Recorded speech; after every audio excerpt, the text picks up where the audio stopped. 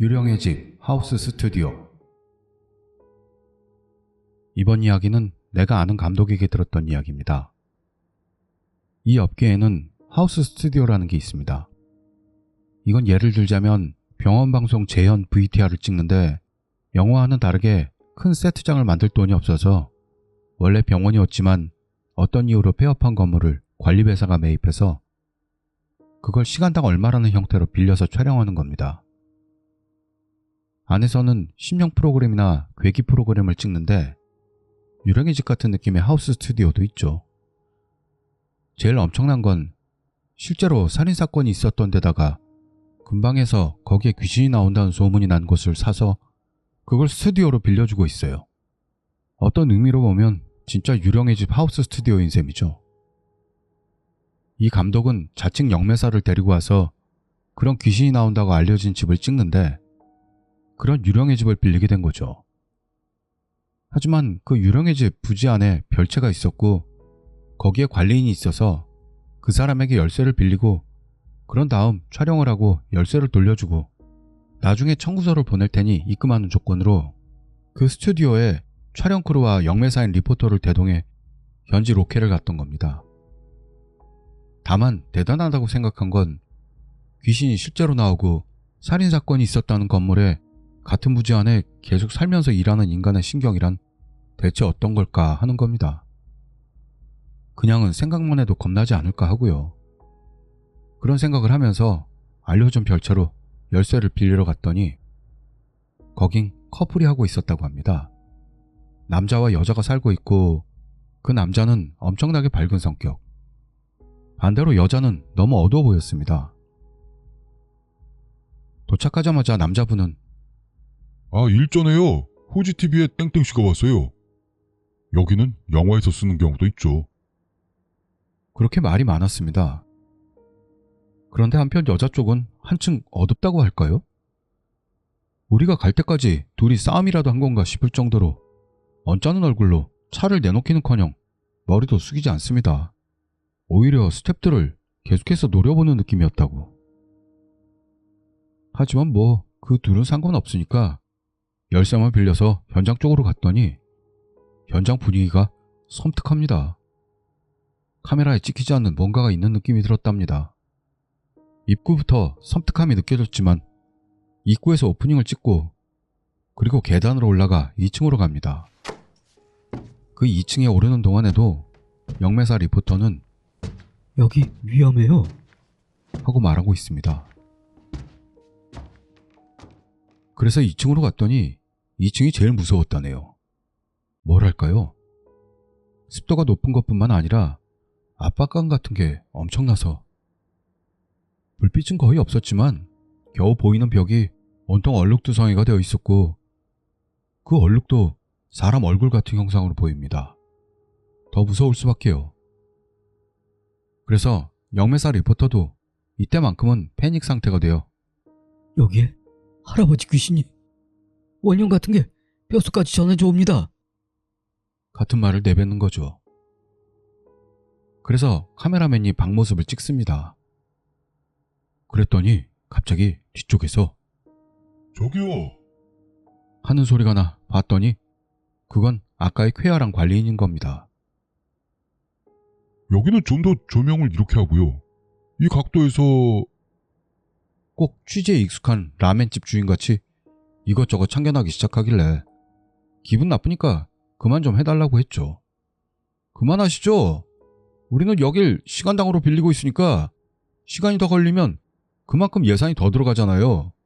참견하지 말고 좀 저리 가주세요. 그러면서 관리인을 쫓아냅니다. 그리고 그 후로 여러 가지 촬영을 하고 마지막으로 리포터의 최종 정리도 찍고 아무 일 없이 촬영은 끝났던 겁니다. 그리고 모두 철수. 감독은 열쇠를 돌려주러 별채까지 갑니다. 그랬더니 기다리고 있던 관리인이 본물이 터지듯 이야기를 하는 거죠. 아니, 요즘 TV는 오리지널리티가 없네. 다들 2층 그 방에서 똑같은 영상을 찍고 간다니까요. 그리고 내 입장에서 말한다면 영매사 같은 것들은 사기꾼 투성이에요. 여기에 할아버지 귀신이 나온다니요. 참나. 여기에는 할아버지 귀신은 없는데요? 여기선 여자가 죽었어요. 그리고 여자가 죽어있던 건 그 방이 아니고 이 별채라고요. 나는 이 별채에 5년이나 혼자 살고 있는데 귀신 같은 건 본 적도 없어요. 그럼 그 여자는? 기억. 이건 내 친구인 다카짱, 사토 다카오미에게 들었던 이야기인데요. 다카짱은 이사업자로서 일을 하고 있고 그날은 도치기원의 현장으로 소장 1명, 동료 1명, 그리고 본인, 그렇게 셋이 미니버스로 향했다고 합니다. 버스에 흔들리면서 바깥 경치를 보고 있었더니 현장이 가까워진 근처에서 나 이 근방에 왔던 적이... 하는 생각이 들었던 거죠.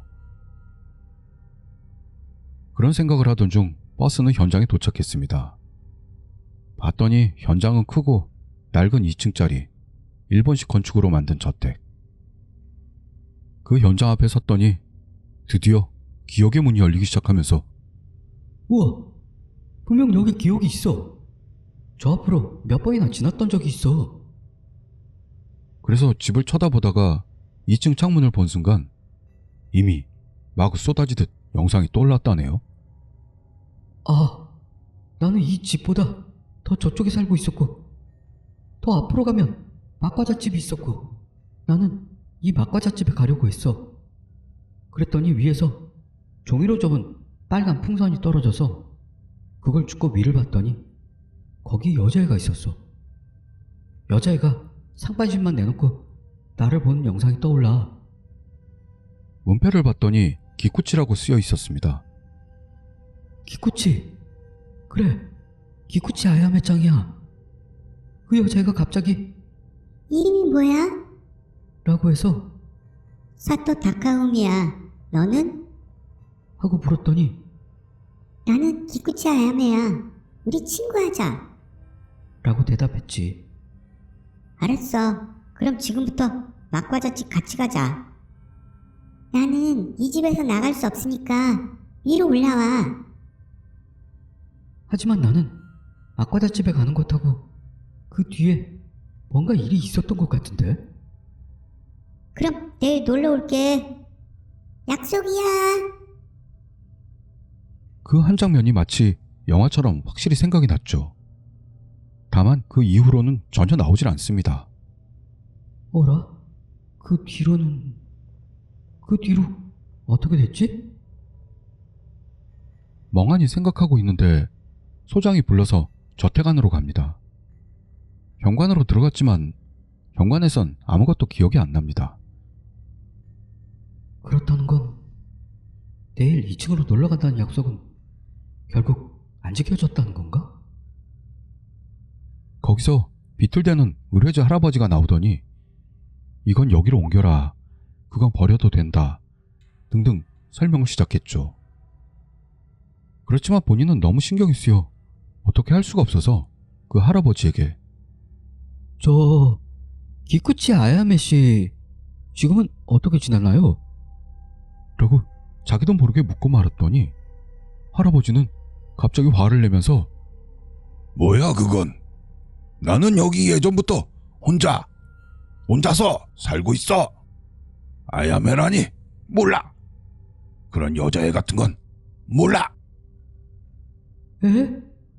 하지만 여자애라고 말씀하셨잖아요. 라고 말하려고 했더니 할아버지가 소장을 향해 대체 뭐야 당신 회사는? 고객의 사생활을 함부로 상호교육을 그렇게 하는 거야? 이 젊은 친구를 내쫓아. 안 그러면 회사를 바꿀 테니까. 이사업체를 바꿀 거야. 하면서 노발대발하는 겁니다. 그래서 결국 소장의 명령으로 그 일은 빠지기로. 그리고 홀로 돌아갔는데 한번 생각이 나버린 아야메짱 일이 너무나 신경이 쓰이는 데다가 섬뜩해서 그래서 본가 어머니에게 전화를 걸어 오늘 도치기원에 땡땡이라는 데서 일을 하는데 나 그 거리에 살던 기억이 있어. 하고 물어봤죠. 그랬더니 어머니가 잘도 기억하네. 아직 5살 무렵이었을까? 아빠하고 엄마가 이혼하고 친권 문제로 억지로 아빠 사는 도치기현 본가로 네가 간 적이 있었어. 2, 3주 있다가 다시 돌아오긴 했지만 그 짧은 기간 일을 잘도 기억하고 있네. 역시 그 기억은 진짜였구나. 그럼 그 여자엔 어떻게 된 걸까? 2층은 어떻게 됐을까? 그래서 바로 같이 일하던 동료에게 문자를 보내 그 집 2층은 어떻게 돼 있었어? 10분 정도 있다가 답장이 왔죠. 2층은 좀 섬뜩하더라 하는 글과 석 장의 사진이 첨부되어 있었는데 한 장은 낡은 어린이용 휠체어, 두 장째는 바닥 한 면에 흐트러진 빨간 종이 풍선, 세 장째는 벽에 뭔가로 긁어놓은 듯한 글자로 다카우미 용서 못해. 한밤중의 수영장. 내 경우는 보시는 바와 같이 영감은 없어 보이죠? 그러니 실제 영감이 없으니 내 자신에게 일어났던 경험은 얼마 없지만요. 그런 저라도 우와 무서워 라든가 정말 귀신이란 있는 건가 생각하게 되는 거죠. 저보다도 분명 센 녀석이 무서워한다면 정말 그런 일이 있는 건가 생각하게 됩니다. 내가 다니던 중학교의 옆 중학교에는 당시에도 엄청 못되고 강하고 그 중에서도 톱클래스로 못됐던 야마기야라는 친구가 있습니다. 이놈은 정말 무서운 놈인데 그 이야기를 할 때는 정말로 겁을 먹는 놈이었습니다. 여러분은 한밤중에 수영장이라는 짓을 해본 적 있나요? 한밤중에 수영장이라는 건 일상다반사로 여름이나 무더운 날이 되면 중학교 수영장에 친구들끼리 몰래 숨어들어서 한밤중에 수영하면서 멋대로 놀고 귀가하는 겁니다. 그걸 야마기야와 친구들은 밤마다 하고 있었죠. 그날은 친구네 집에서 한밤중까지 놀던 중 덥네. 갈래? 가자고. 자기들이 다니는 학교 수영장에 밤중에 몰래 들어가 멋대로 수영하면서 놀고 있는데 한 녀석이 학교 뒤쪽을 계속 바라보는 겁니다. 왜 그래? 누가 왔냐? 들키면 좆대. 누가 있는 거야? 야, 보고 오자. 그래서 수영장에서 잠시 나와 고개를 빼고 봤더니 1년 정도 전부터 학교에 전혀 나오지 않게 된 이과계통 선생이 하얀 옷을 입고 뒤뜰에 멍하니 서 있었던 겁니다. 저거 이과 선생 아니야? 저거 1년 정도 전부터 학교에 안 나타났잖아. 그 선생님은 학교가 너무 험악해서 살짝 노이로제 느낌으로 사라진 선생님이었습니다. 저 자식 여름방학 끝나고부터 나오려나? 저게 뻥끗하면 난감하겠는데? 저거 원래부터 말이 많은 선생이니까 들켜서 나중에 혼나는 것보다 지금 여기서 말하러 갈까? 그래서 같이 있던 4인조는 수영장을 나왔죠. 쌤, 오랜만이에요. 하고 말을 걸었지만 선생님은 전혀 이쪽을 봐주지 않습니다.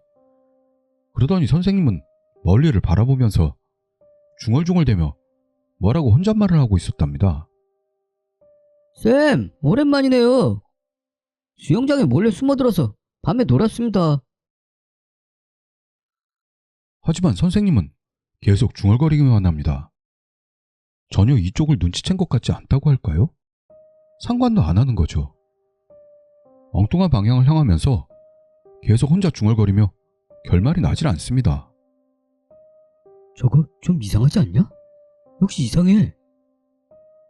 뭐라고 떠드나 싶어 잠자코 들어봅니다. 요즘 중학생은 학교가 피곤한 건지 수업이 힘든 건지 가슴을 펴고 걷지를 않아. 푸른 하늘을 올려다보지를 않아. 그게 나는 싫어. 좀 더 가슴을 펴고 걷는 학생들이 없으면 안 돼. 그런 전혀 의미 없는 말을 하고 있습니다. 그래서 몇십 분을 이쪽에서 사과하는데도 화가 나 있나 생각해도 전혀 야단치지도 않습니다. 그래서 기분이 나빠져 돌아가자며 놔두고 돌아가 버린 거죠. 돌아가면서 돌아봐도 아직 혼자 뭐라 뭐라 하고 있습니다. 그리고 집에 돌아가서는 그 자식 분명히 여름방학 끝나고부터 나올 거야. 생활지도 선생한테 일리겠지? 서로 이야기를 주고받았습니다. 그리고 여름방학이 끝나고 학교에 가게 되죠. 절대 교무실에 불려가지 않기를 빌고 있었지만 일주일이 지나도 2주일이 지나도 전혀 부를 기미가 없습니다. 뭐라고 주의도 받지 않는 데다 그 이과 선생은 계속해서 복귀하지 않는 거죠. 그래서 역시나 그런 건 싫잖아요? 언제 불려가나 생각하면서 지나고 있는 게요. 그러다가 생활지도 선생님의 수업 시간 때 죄송한데요. 이과 선생님한테 들으셨을 거라 보지만 여름방학 중에 저희가 수영장에서 놀았습니다. 에? 뭔 말이야? 아니요. 이과 선생님한테 들으셨을 거라 보는데요. 에? 무슨 소리냐고? 그러니까 저희가 수영장에 갔을 때 이과 선생님을 만나서 이과 선생님은 복귀하지 않은 건가요? 아니, 안 했다만 그 선생님 지금 실종 상태야. 그래서 실종 신고가 돼 있는 거고 1년 동안 계속. 네? 그렇지만 우리가 여름방학 때 밤에 만났는데요. 너희 수업 끝나고 교무실에 올래? 아, 이제서야 혼나는 거구나 생각하면서 방과 후에 넷이 모여 교무실로 갔죠. 그랬더니 교무실에 경찰이 있는 겁니다. 선생님 말로는 수영장에 몰래 들어간 건 이제 혼내지 않겠지만 그 이과 선생님은 실종 신고가 돼서 경찰이 조사하는 중이니까 어디서 만났고 그 선생님과 무슨 이야기를 했는지 알려줘라. 밤에 수영장에서 놀다 보니까 뒤뜰 나무가 많은 곳에 서서는 무슨 말인지 잘 모르겠는데 계속해서 요즘 학생들은 가슴을 펴고 걷지를 않는다든가 하늘을 올려다보질 않는다든가 그런 말을 중얼중얼대서 이상한 모습이었어요. 옷은? 옷은 야마기야가 답하려고 했더니 옆에 있던 녀석이 하얀 옷이라고 합니다. 아, 흰 옷이었냐? 네네 흰 옷이었어요. 그러고 나서 모두 그 선생님을 만난 장소로 가봤습니다. 그러자 나무 위쪽에 흰 옷이 걸려서 펄럭펄럭 날리고 있었습니다.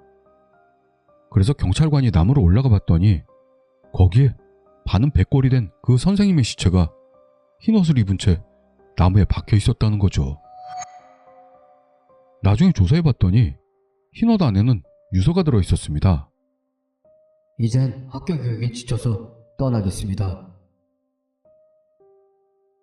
그 선생님은 1년 전에 옥상에서 뛰어내렸는데 그 나무에 박혀서 아무도 발견하지 못했던 겁니다. 하지만 우리가 선생님을 만난 건 지지난주였는데.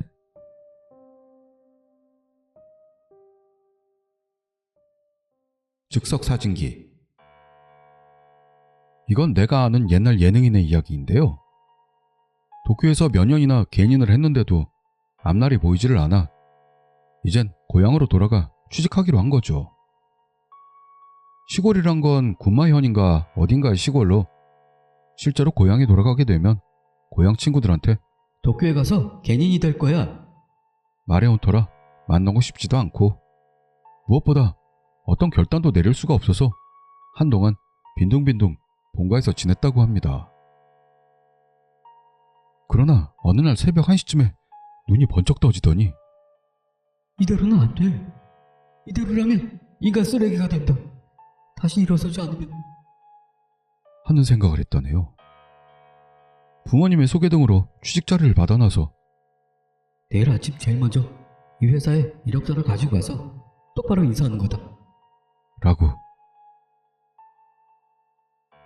여기서 다시 자버리면 또 낮에나 일어나게 되고 내일이 모레가 되어버리고 그게 다시 다음날이 되어버리고 또 빈둥대게 되니 오늘은 이대로 깨어서 이력서를 쓰고 그 길로 회사에 가자는.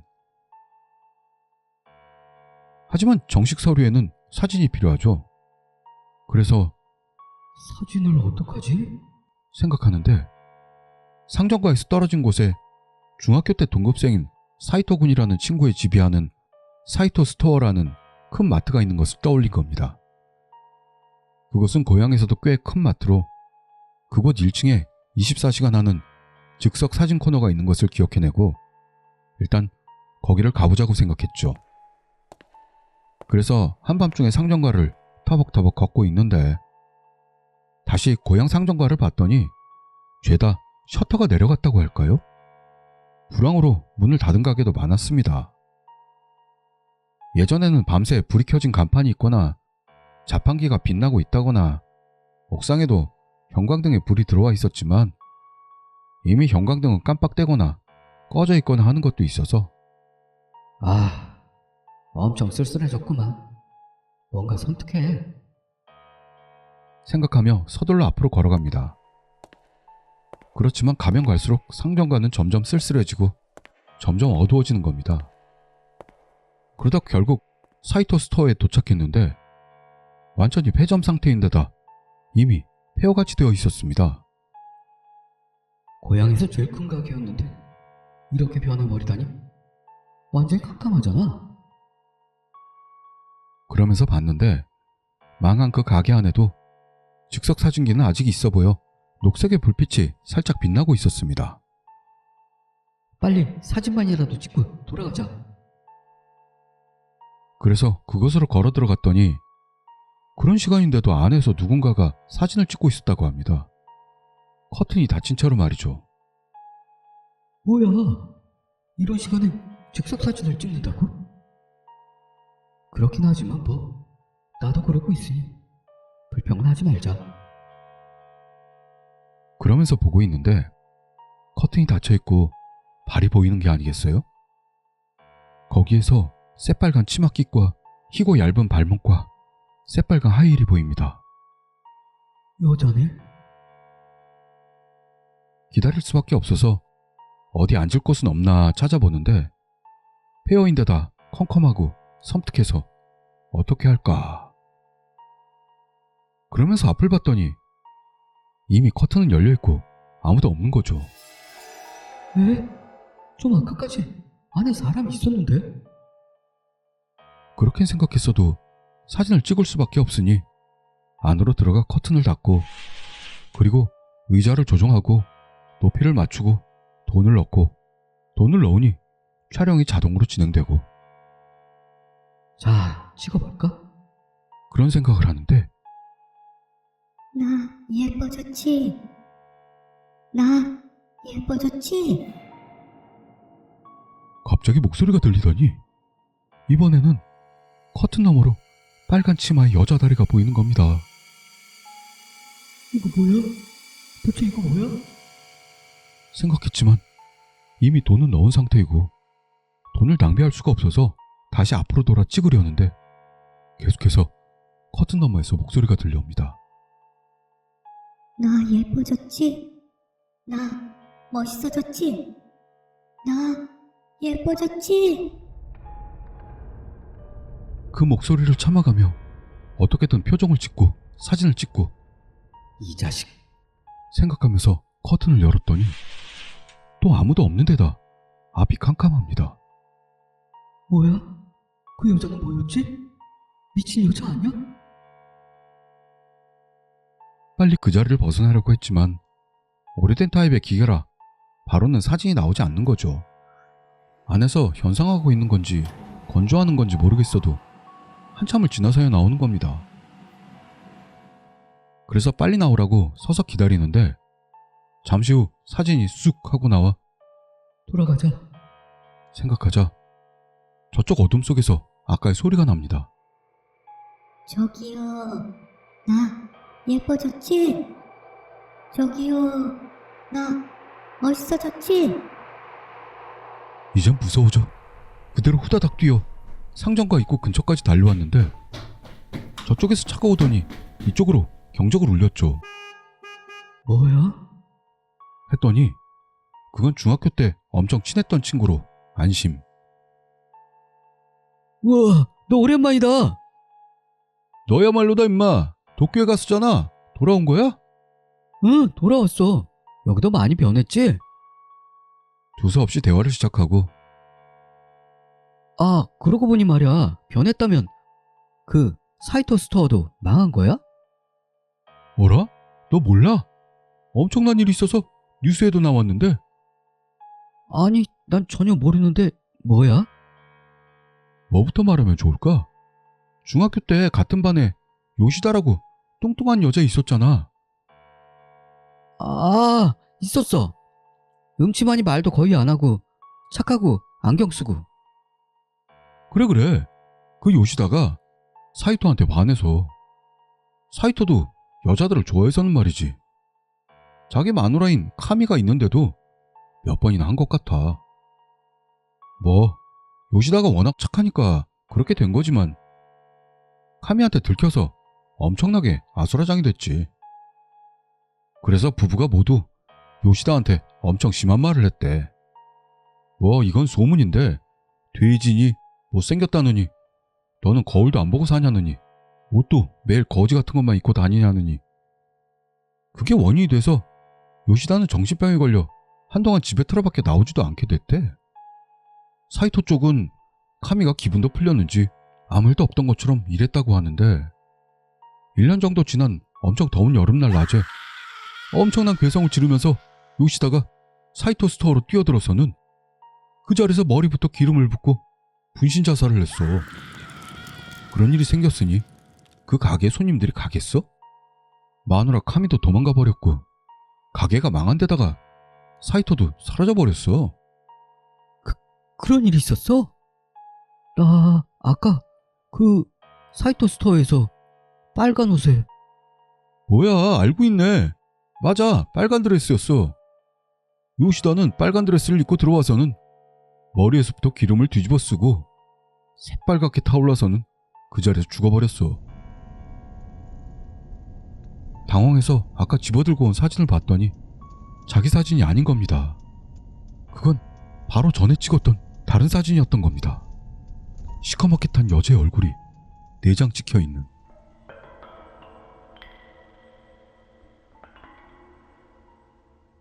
요괴 백무러. 이 이야기는 내가 아는 라디오 구성작가에게서 들었던 이야기인데요. 옛날부터 있던 이벤트 중에 요카이 야쿠모노가타리라는 게 있다는데 이건 말이죠.